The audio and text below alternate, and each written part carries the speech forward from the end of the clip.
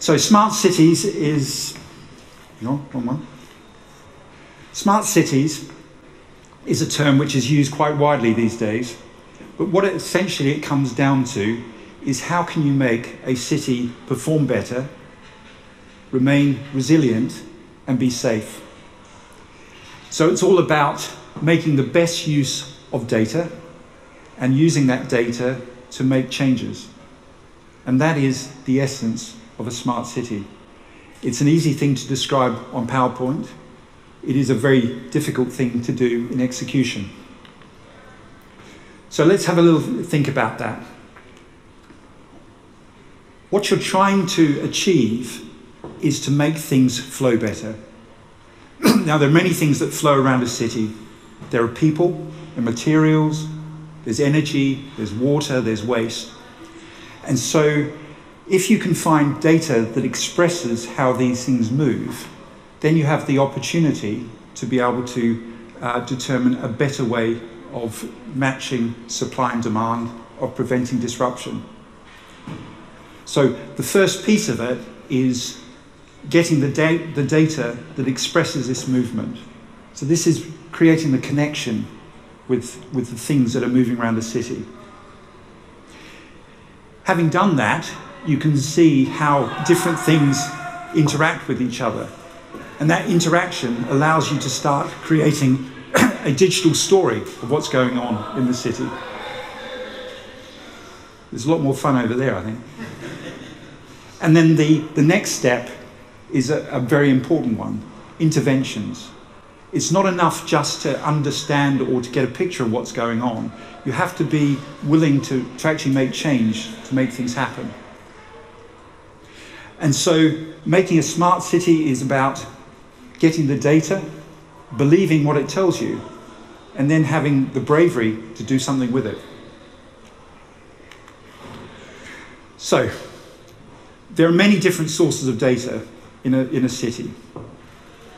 We have information from cameras. There are cameras everywhere which are seeing how we move around, how traffic moves. We have our smartphones in our pockets, which is itself a little sensing device. There are systems in buildings which measure how the heating and ventilation works, how the lighting, etc. And there's sensors on the street, in the infrastructure. So we are not short of data. The problem is, how do you bring it all together? So you have your sensing data, you have observation. I mean, every time someone puts something on Twitter or on Facebook, it is an observation of what is happening around them. And also there's an awful lot that you can infer from data, running simulations, models, being able to develop virtual sensing, if you like. So the data is out there, it's a matter of how do we pull it together. Now the problem with data, there's a lot of it there, but it's very noisy, it's very mixed up, it's a messy world out there. And so part of the problem is how do you deal with information which is coming in at all different times, different frequencies, coming from different places. The quality of the data is changed. You can end up with a very mixed up story. Sometimes the problem is not that we have insufficient information, we almost have too much to be able to understand it. Making decisions is intellectually draining. If you have too many choices, it's hard. And so one of the challenges in making a smart city is somehow letting the software help you to make decisions. Now, an important part of data, and I think this will come up today in the context of data inclusion, is to be useful, it has to have a number of different properties. Trust is important. You have to be able to trust the data that's in front of you, that it is telling you the truth. It has to be secure, that it's not leaking where it shouldn't be. And if it's information about any one of us, we want our privacy detected. So it's a little bit like a thriving, busy street. There are a lot of strangers out there, but we're happy because we can see them, it's open, and we can trust what's around us. I think the same is the case with data. You need to be able to trust it. There are other elements to that. It has to be accessible, so it's no use having data that no one can touch. It also has to be secure, and it has to be fresh. Old data it's a little bit like old food in your fridge. It goes off very quickly. Current data is important. Okay, I'm going to give some examples. My background, I spent over 20 years in motor racing, so I'm going to talk a little bit about Formula One. My apologies for that. I was also involved in some groundbreaking work at Birmingham Children's Hospital, so I'm going to talk a little bit about that.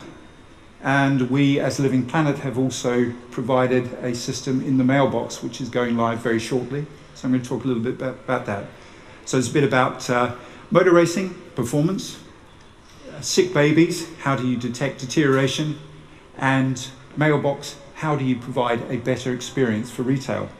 And hopefully this will all pull together so that you get a bit of an idea of what's involved when you start going to city scale. So, Formula One cars are quite complex.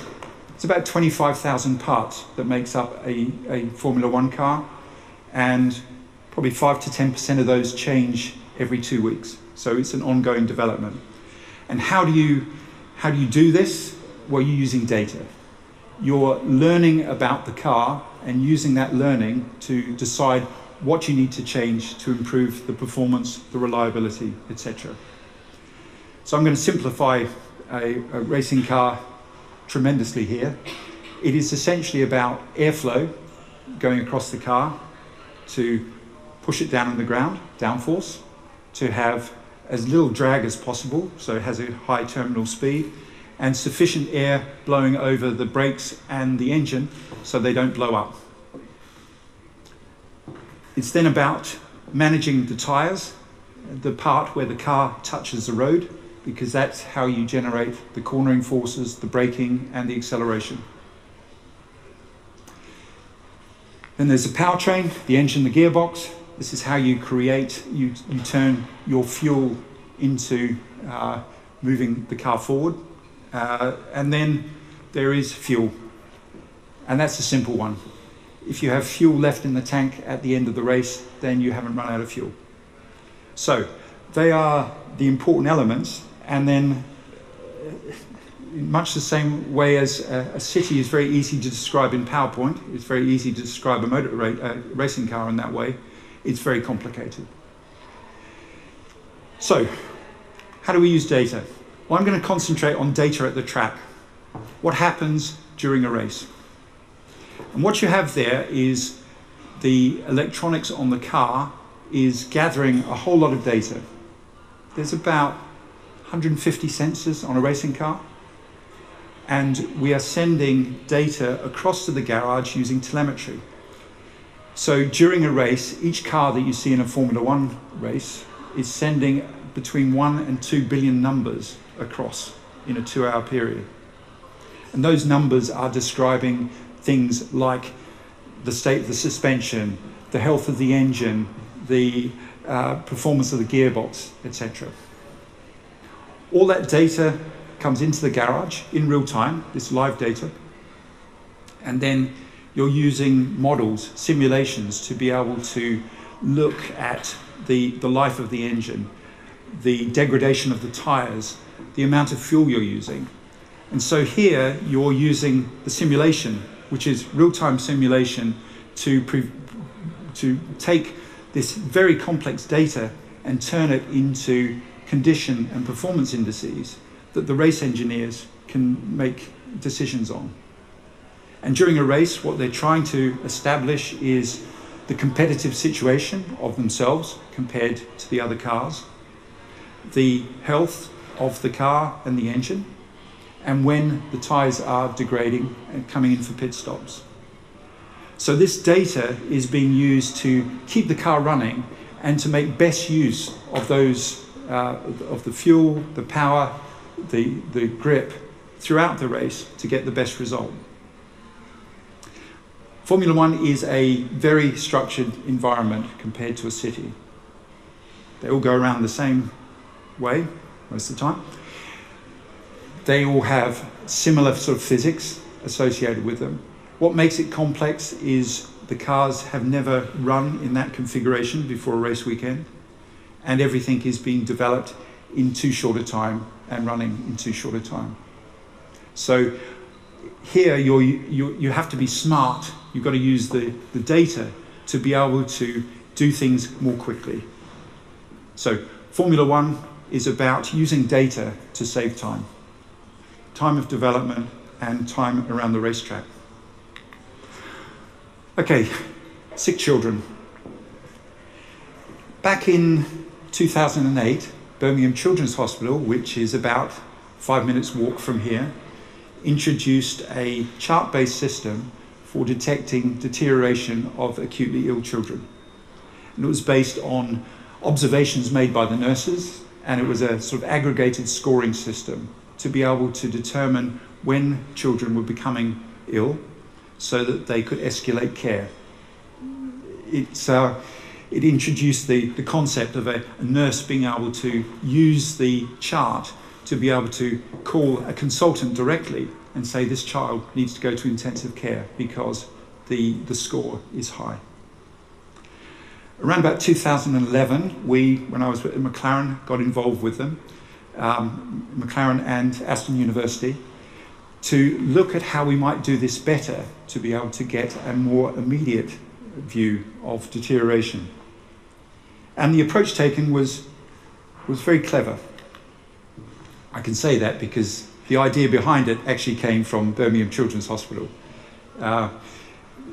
McLaren and Aston University helped to make it happen, but the core of the idea comes down to a medical term which is homeostasis. And what homeostasis is the body trying to keep its systems in equilibrium. And what that means is, if I get sick, the first thing that my body does is try to fix itself. And if you can provide the right sensing, which in this case was a ECG, heart rate monitoring, and blood oxygen sensing, you can detect when the body is starting to do something differently. And so it's the essence of a real-time approach to detecting deterioration. And that was the essence of a real-time system. Now that project began in intensive care back in 2011 and is continuing to this day. So it is an ongoing project. And what is, I think, the interesting part of that is it's trying to pick the right sensing to be able to use the body to tell you when things are starting to go wrong, and by looking all the time to be able to detect that moment of deterioration. The project is called RAPID, so this is the real-time adaptive and predictive indicator of deterioration, and it is just that. It is characterizing what is normal for each patient and then looking at sensing and mathematics to detect when deterioration starts to happen. The headlines of this are quite interesting because at the end of the first year in intensive care, we did a survey of the results we had. And in that year, there were 27 instances of life-threatening events in the intensive care. So this is where a cardiac arrest or a respiratory arrest has happened. Of those, the data showed that 21 of them could be detected before the event. And we're talking about a detection 2 or 3 hours before. Of those, only 4 were seen by consultants. Now, just to be clear, this is not saying that the machine is better than the consultant. The difference is the machine is watching all the time. Whereas the consultants, the nurses, they're dealing with many children and so can't be watching everything all at the same time. And there is an important message here that part of making things smarter is getting software, sensing to do things that machines are very good at doing, which is looking at things all the time. And then the creative element, the interpretation, can sit upon that. So this is providing a cue to be able to provide earlier indications that care is needed. The intervention comes down to the doctor.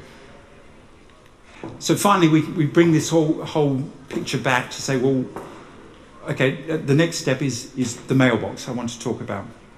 Now, what we're doing in the mailbox, which is a shopping mall near the station, is a couple of years ago we introduced an approach of being able to detect or monitor how people moved around the shopping mall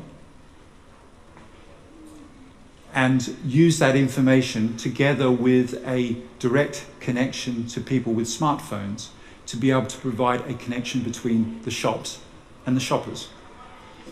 So it sounds quite simple. This is the sort of thing that we're all familiar with on online shopping, that when you go on the internet, it starts learning about you and providing recommendations. But in a physical environment, this is not trivial. So the first step is, how do you detect how people are moving around indoors? Now, we're all familiar with GPS systems and sat-navs.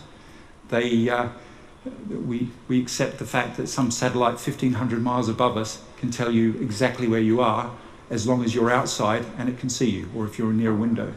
As soon as you go inside, it doesn't work. So we had to develop a way of monitoring how people move around in a building. And this was a combination of the radios, the Bluetooth, and also the magnetometer, which sits in everyone's phone. And so we developed a way of mapping the magnetic fields within a building and then detecting your location within that. The next step was then bringing together the data about people moving around, the information that retailers have about what sort of stock they wish to shift, and sort of ambient conditions around the shopping mall, traffic situations, parking, weather, etc. And so bringing these different pieces of asynchronous data that's coming in at different rates at different times, and relating it together so that you could provide a means of improving the engagement with the shoppers. This is not just shopping, by the way. As soon as you go into a city environment, being able to engage with people who are walking along the street, who are driving, and being able to help them to prevent disruption and improve the flow is important. But the shopping is just one example of that. I put this up just to show you this is the architecture of the system in a sort of simplified form, but the essence is at the top. You have different forms of data which are coming in. So you have a smartphone in people's pockets, which has an application that allows them to connect to the shops and provide location services. You have other feeds of data, such as weather, point of sales, etc. And these are all brought together in a single platform that allows that data to be combined to provide different services. Okay, so how do we bring all this stuff together to make a city smart? First of all, you need to expose the data. You've got to provide a way that people can touch all of this information and use it in a consistent way. So that's step number one, which is not trivial. You then need to understand how it is framed spatially. So if something is happening in this part of the city, how does it relate to something else that's happening elsewhere? Cities are complex places, and things are changing all the time in time and space. The next step is, how do you integrate that with observations that people are making? How do you bring in things from things such like social media, emails, etc., to make use of what people are seeing to give greater meaning to the data? And all of this brought together allows you to use this data to get a meaningful representation of what is happening in front of you. And from that, you can start understanding the interactions and deciding what interventions you can make to improve the flow and reduce disruption. In all of this, you have to ensure that the data is accessible, that the data is secure, and also that the privacy of individuals is respected. Security and privacy is table stakes for smart cities. And part of this is knowing when there are things that you need to do locally on the street and other things that you need to do globally across a city, and respecting doing things in the right spot. So smart cities, a lot of the talk is about sensing and software, but in the end, a lot of it comes down to actuation, interventions. What do you do with the data? And that's the piece that you have to be highly protective of. What you end up with, if you get it right, is a city where the experiences within the city are enhanced and improved by the use of software and sensing. You don't want to make the most efficient city in the world, which is just a boring place to live.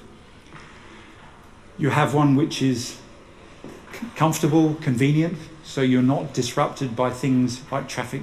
Well, you're never going to stop traffic jams, but the traffic flows reasonably well. The water doesn't come out in the street. Power is available when you need it.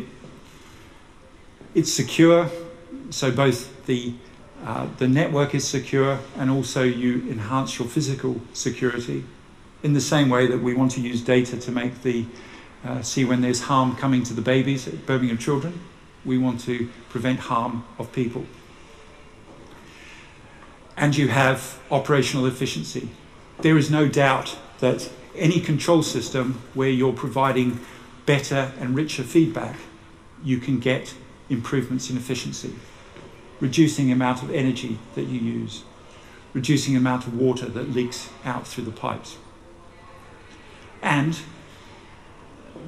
I think quite relevant for today, also when you start having access to reliable data, you can start inventing with it, thinking new ways that you can use data, and that provides new opportunities for business and for just making things better.